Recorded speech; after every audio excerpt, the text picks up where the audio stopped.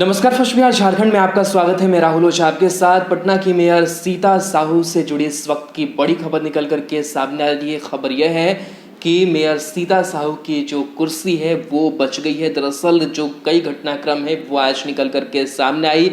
आज 12:30 बजे वोटिंग का समय रखा गया था, लेकिन 20 मिनट करीब देर के बाद सीता साहू पहुंची, जिसके बाद से जो विरोधी खेमे के पार्षद से वो वॉकआउट कर गए और उन्होंने जो वोटिंग है वो नहीं किया।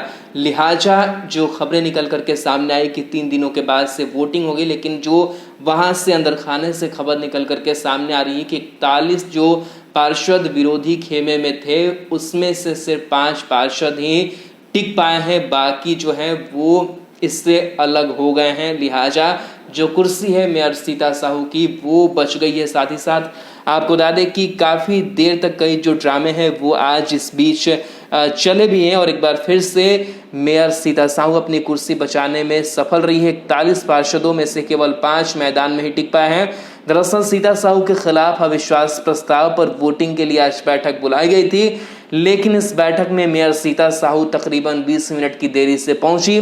सीता साहू के देर से पहुंचने को मुद्दा बनाते हुए विरोधी गुट के पार्षदों ने वॉकआउट कर दिया। काफी देर तक श्री कृष्ण मेमोरियल हॉल में बवाल होता रहा, लेकिन मेयर गुट जो है वो वोटिंग के लिए अड़ा रहा और आखिरकार अब अंदर खाने से खबर आ रही है कि और उसके मुताबिक सीता साहू की कुर्सी बच गई है।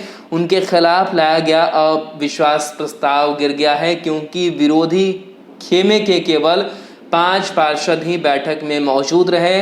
हालांकि अब तक ये साफ नहीं हो सका है कि सीता साहू के पक्ष में कितने वोट पड़े हैं, लेकिन श्री कृष्ण मेमोरियल हॉल में वोटिंग के दौरान कोरोना संक्रमण के मद्देनजर मीडिया को जाने की भी इजाजत नहीं मिली।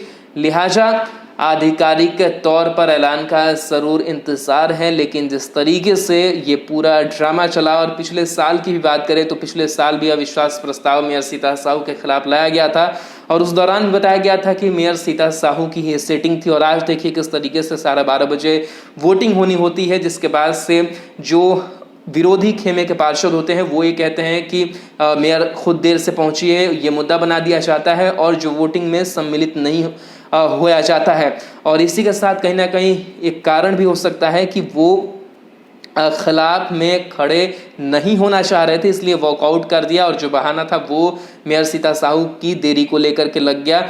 लेकिन 41 जो पार्षदों ने अविश्वास प्रस्ताव लाया था उसमें से मात्र 5 जो पार्षद थे वही मैदान में टिक पाए। तो कहीं ना कहीं देखा जाए तो कई ड्रामेटिक जो चीज़ें हैं वो अब देखने को लगातार मिल रही है। और मेयर सीता साहू की बात करें तो पिछले साल भी कुछ ऐसे ही हुई कि बात निकल करके बाद में सामने आई कि उन्होंने सेटिंग करी कि किस तरीके से अविश्वास प्रस्ताव लाया जाता है और फिर से वो सारी चीज़ें ठीक हो जाती है। इस बार की अगर बात करें तो मेयर सीता साहू पर कई जो गंभीर आरोप है वो इन पार्षदों ने लगाए और कई जो खामियां थी वो दर्शाई थी, लेकिन जब वोटिंग की बारी आई है तो देखिए किस तरीके से सारी चीज़ें जो है वो बदलती हुई दिखाई दी और अब जो है कुर्सी जो है मेयर सीता साहू की बच गई है।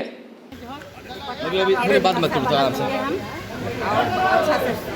अविश्वास प्रस्ताव लाया गया, लेकिन वक्त से पहले ही वो लोग भाग गए हैं, निकल गए। उनके पास संख्या बल नहीं था, संख्या बल नहीं था उनके पास। भगवान इंद्र भी खुश हो गए माता सीता को देख के। वो खारिज हो गया। इसी बात आपको एक बार फिर से बधाई देता हूँ।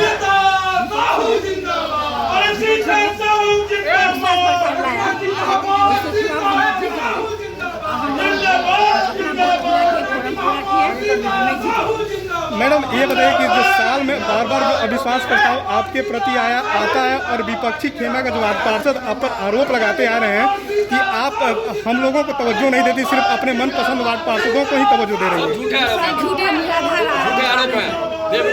आरोप तो क्या समझा जाए कि पटना का विकास होगा? निश्चित तौर से। हम लोग जल जमा इसमें हम लोग नहीं कर पाते हैं कोई काम। 6 महीने हम जम चुका, हमको हम लोग बढ़िया से 2 काम करेंगे और करेंगे भी आगे।